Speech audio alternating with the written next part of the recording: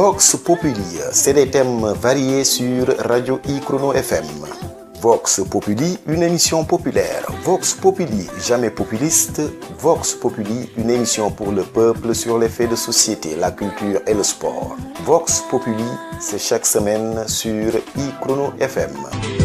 Votre radio I-Chrono FM est disponible sur Google Play et App Store. I-Chrono FM, une autre dimension de la radio.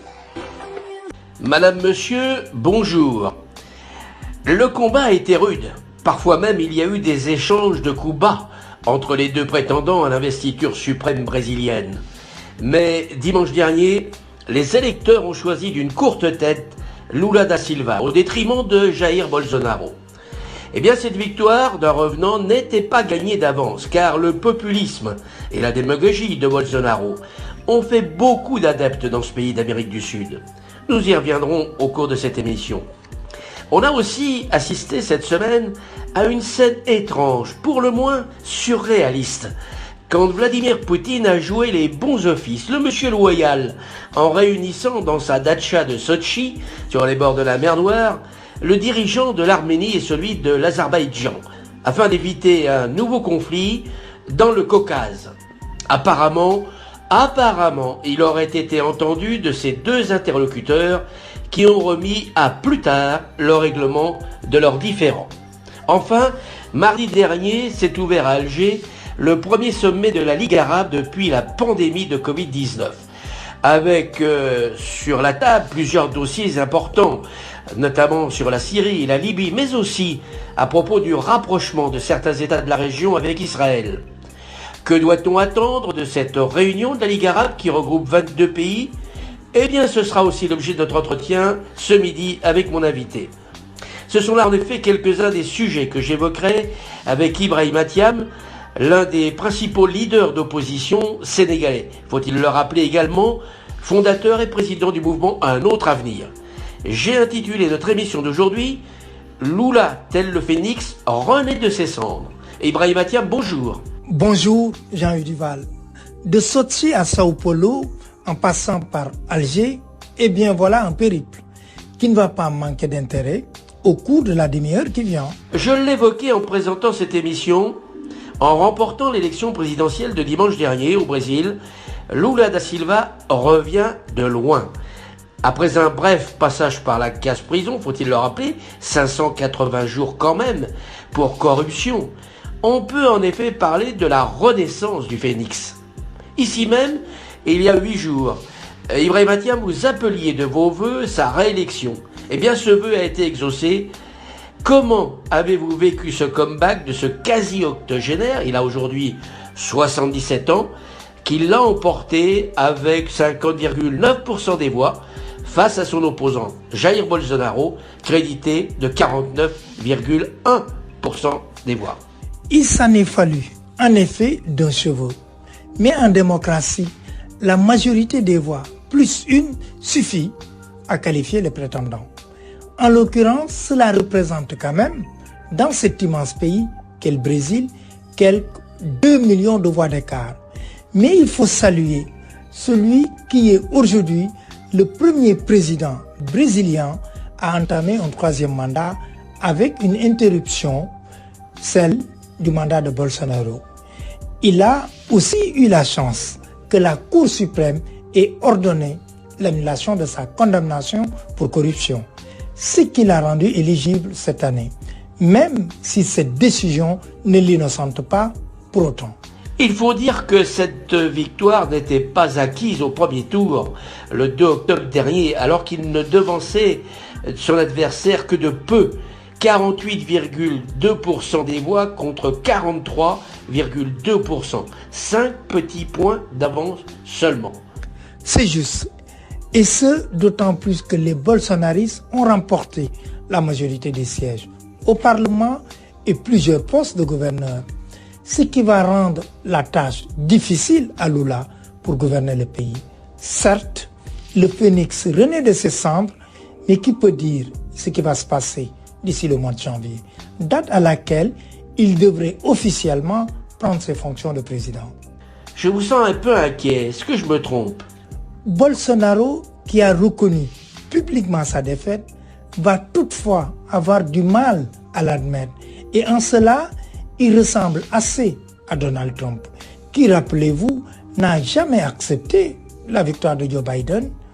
J'espère seulement que dans les mois qui viennent, le Brésil ne sera pas victime d'un coup de force.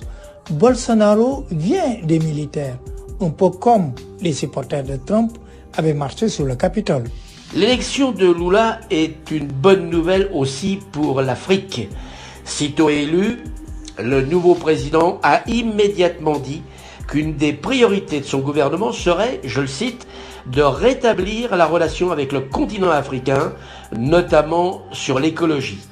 Comment interprétez-vous cette déclaration ? En Afrique, en effet, on a accueilli son élection avec joie. Et d'ailleurs, aussitôt, plusieurs chefs d'État l'ont immédiatement félicité, dont Macky Sall, le président sénégalais. Il faut dire que depuis l'élection de Bolsonaro, les liens entre le Brésil et l'Afrique étaient inexistants. Et le commerce entre les deux pays était tombé à son niveau le plus bas. Il n'a d'ailleurs effectué aucun déplacement sur place. Tandis que Lula, lorsqu'il était président entre 2003 et 2011, avait ouvert une trentaine d'ambassades et visité 29 pays africains. Je pense qu'une coopération dans le domaine environnemental va être mise en place rapidement entre le Brésil et l'Afrique. Car pour Lula, la question climatique est une urgence et une de ses promesses de campagne. Il faut dire que le Brésil est un des pays le plus durement touchés par le réchauffement climatique, à un moment où on défriche de plus en plus la forêt amazonienne qui constitue le poumon vert de la planète. En parlant de Lula comme d'un phénix, rappelons pour nos auditeurs qui l'ignoreraient que celui-ci, ce phénix, est un oiseau mythique qui se caractérise par son pouvoir de renaître après s'être consumé dans les flammes. C'est pourquoi, en effet, il symbolise le cycle de la mort et de la résurrection. C'est vous d'ailleurs qui me disiez la semaine dernière à ce même micro qu'un homme politique ne meurt jamais. Eh bien en ce sens, Lula vous a donné raison et il en est la meilleure des illustrations. Quand je disais cela, il faut l'entendre symboliquement, car en réalité, nous sommes tous d'humbles mortels. N'appelle d'ailleurs-t-on pas également les académiciens français les immortels? Et pourtant, eux aussi décèdent un jour. En effet, vous aurez remarqué qu'il n'y a guère de jours actuellement où on ne voit Vladimir Poutine sur nos écrans de télévision. Il l'occupe quasiment en permanence, quel que soit le prétexte d'ailleurs. Mais mardi dernier, on avait peine à en croire nos yeux et nos oreilles en le découvrant, s'efforçant d'apaiser les tensions au sein du couple Arménie-Azerbaïdjan à propos du Haut-Karabakh. On aurait cru entendre un expert relations matrimoniales. Un ange se serait-il posé sur l'une des tours du Kremlin alors que Poutine, parlant de l'Occident, ne cesse d'évoquer Satan? Il est vrai qu'on n'était plus habitué jusque-là à le voir en uniforme de chef de guerre qu'en pacificateur. Mais Poutine ne peut accepter qu'en plus de la guerre en Ukraine, un nouveau conflit armé se développe dans le Caucase. Mais vous avez raison, le voir en médiateur de la paix n'est pas habituel. C'est pour lui un rôle à contre-emploi, comme on dit au cinéma. Dans le sommaire de notre émission d'aujourd'hui, j'y ai fait allusion. Mardi s'est ouvert à Alger le sommet de la Ligue arabe. Un sommet qui ne s'était d'ailleurs pas réuni depuis 3 ans pour cause de Covid-19. Et un sommet qui s'est tenu en l'absence notamment, mais pas seulement de lui, du roi du Maroc. Eh bien, plusieurs dossiers importants, pour ne pas dire épineux, étaient à l'ordre du jour. Je pense en particulier à la normalisation des relations entre les Émirats arabes unis et Israël, dans le cadre des accords d'Abraham, accords auxquels d'ailleurs le Maroc, Bahreïn et le Soudan ont emboîté le pas. Eh bien, quel regard justement, Ibrahim Athiam, portez-vous sur ce sommet de la Ligue arabe? C'est vrai que plusieurs pays qui soutenaient jusque-là la cause palestinienne et condamnaient Israël ont effectué un rapprochement spectaculaire avec l'État hébreu. Or, Alger, hôte de sommet, est lui-même un farouche soutien des Palestiniens. On comprend que le roi du Maroc n'ait pas effectué le déplacement. Quand on connaît l'antagonisme entre son pays et l'Algérie sur la gestion de l'épineux problème du Sahara occidental, antagonisme encore aggravé par cette coopération sécuritaire que vous évoquez à l'instant, signée entre le Maroc et Israël. Si on ajoute à cela la situation en Libye, en Syrie et au Yémen, pour lesquels les dirigeants arabes n'ont pas toujours une même identité de vue, eh bien on se dit qu'à ce sommet d'Alger, certains ont dû devoir avaler quelques couleuvres. Vous avez sans doute raison, Jean-Yves Duval. C'est pourquoi les diplomates ont du pain sur la planche et quelques-uns d'entre eux vont devoir se contorsionner sur leur siège, plus que d'autres. Adopter une résolution finale unanime ne va pas être une chose simple. Je pense notamment en ce qui concerne les ingérences de la Turquie et de l'Iran dans les affaires arabes, chaque État de la région ayant un agenda et des objectifs différents. Il y a aussi la Syrie, que sous la pression de la Russie, Alger aurait voulu voir réintégrer dans le sommet arabe. Je rappelle que la Syrie en est exclue depuis 2011. Il semblerait que finalement, Alger y renonce. Il y a aussi cet impact économique et alimentaire ressenti par les différents pays arabes en raison de la guerre entre la Russie et l'Ukraine. En effet, le monde arabe achète, nous le savons bien, d'énormes quantités de blé à l'Ukraine et à la Russie, et la fourniture est rendue d'autant plus difficile en ce moment en raison des derniers événements survenus en mer Noire. Faut-il rappeler l'attaque de drones navals et aériens contre la flotte russe stationnée à Sébastopol. C'est très juste. Les dirigeants arabes devront aussi décider s'il y aura des élections législatives et présidentielles en Libye. Or, l'Égypte, sur ce point, n'est pas tout à fait d'accord. Quant au Soudan, en proie actuellement à de violentes manifestations, ils devront aussi se prononcer sur le retour à un ordre constitutionnel. On parlera aussi à ce sommet de la guerre de l'eau, avec le conflit concernant le barrage de la Renaissance en Égypte et le partage des eaux du Nil avec l'Éthiopie. C'est dire si les choses vont être compliquées lors de ce 31e sommet de l'organisation panarabe. Avant de conclure notre émission, j'aimerais avoir votre avis sur le climat de violence qui se développe ici et là à travers le monde. Il y a bien sûr les différents conflits armés dont nous parlons ici régulièrement, mais également les attaques terroristes, les attentats comme celui qui vient de faire une centaine de victimes en Somalie, ou encore les actions criminelles au sens large, comme par exemple l'agression violente aux États-Unis contre le mari de Nancy Pelosi, la présidente de la Chambre des représentants américaine. Eh bien, quel regard, Ibrahim Athiam, portez-vous sur ce regain d'agressivité dans nos sociétés, toutes nos sociétés?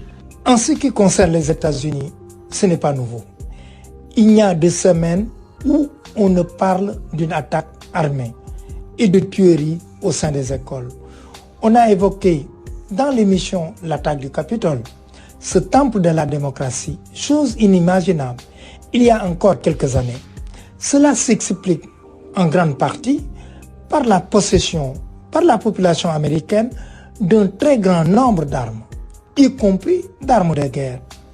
Or, dans ce pays, toute tentative de vouloir enrayer cette vente libre des armes est vouée à l'échec, en raison de l'influence politique et électorale du puissant lobby des armes.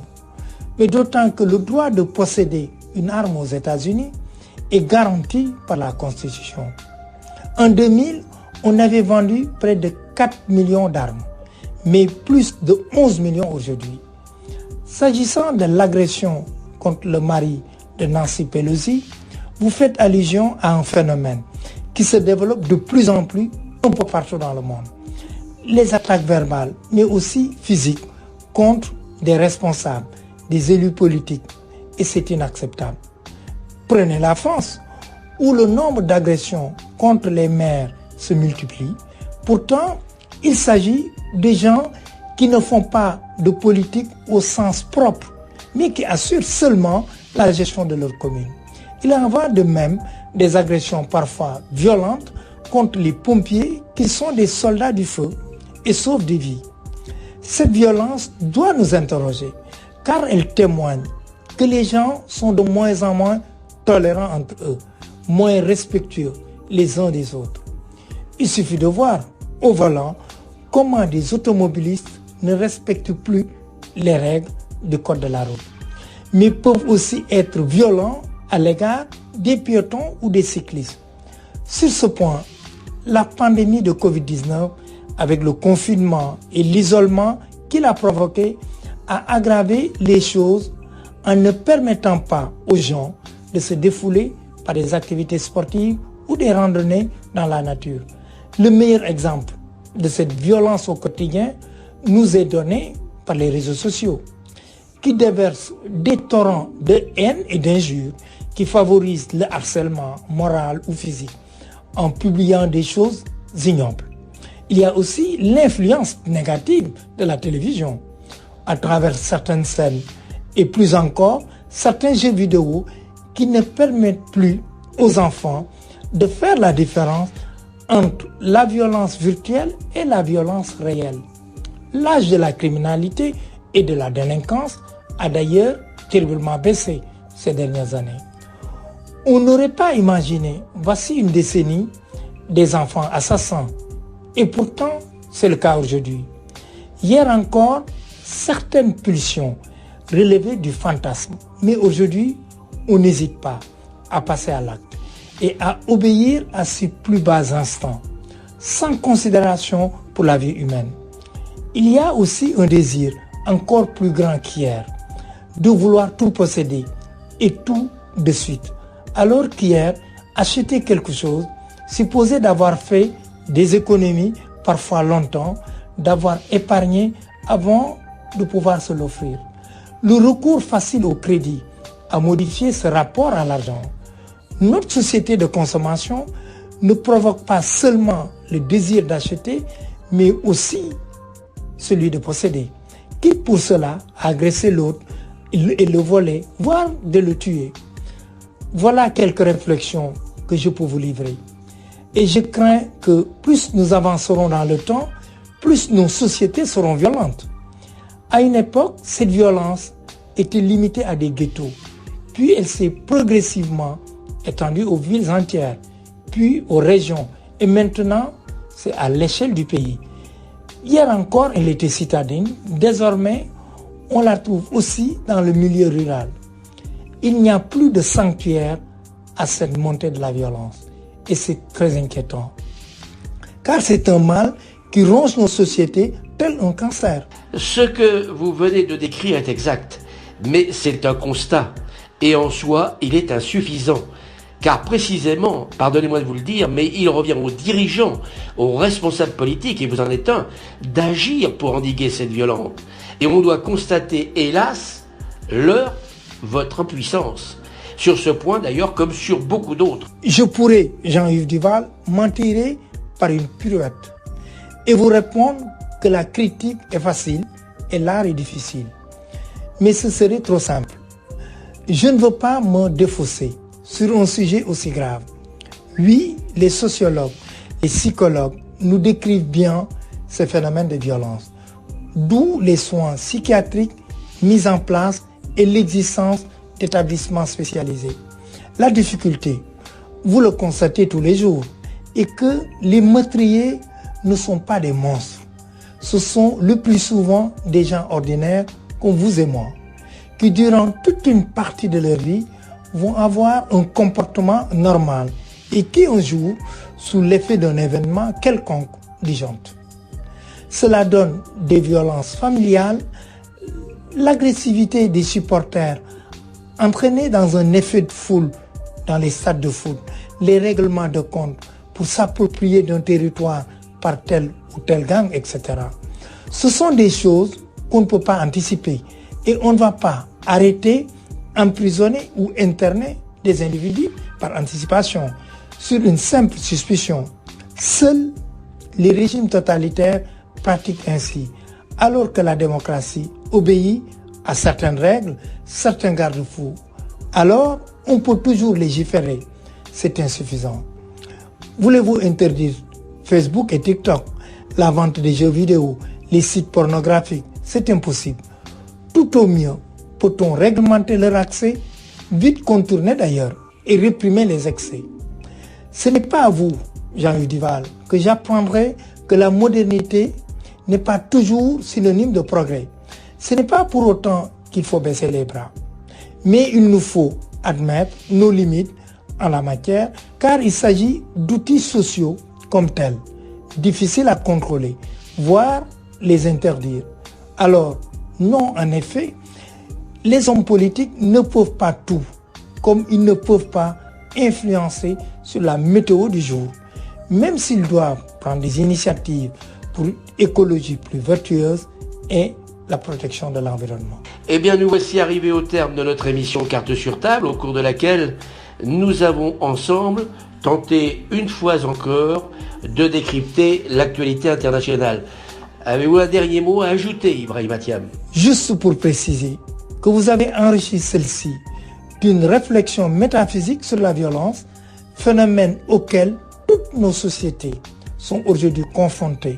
Et je suis sûr que nos propos à l'antenne auront amené nos éditeurs à y réfléchir de leur côté, car ils sont très souvent spectateurs de cette violence quotidienne, là où ils se trouvent quand ils n'en sont pas victimes. Eh bien, je m'en réjouis d'avance, même si notre entretien sur ce sujet ne va pas l'endiguer, la prévenir, ni la contenir, mais malgré tout, se poser toutefois la question, c'est déjà un peu y répondre, et en cela, nous aurons peut-être fait œuvre utile. Eh bien, j'espère du moins. En tous les cas, pour ma part, il me reste à vous donner rendez-vous la semaine prochaine, même lieu, même heure. Merci d'avoir été à notre écoute, et surtout d'ici là, portez-vous bien. À bientôt. Vox Populi, c'est des thèmes variés sur Radio I-Chrono FM. Vox Populi, une émission populaire. Vox Populi, jamais populiste. Vox Populi, une émission pour le peuple sur les faits de société, la culture et le sport. Vox Populi, c'est chaque semaine sur I-Chrono FM. Votre radio I-Chrono FM est disponible sur Google Play et App Store. I-Chrono FM, une autre dimension de la radio.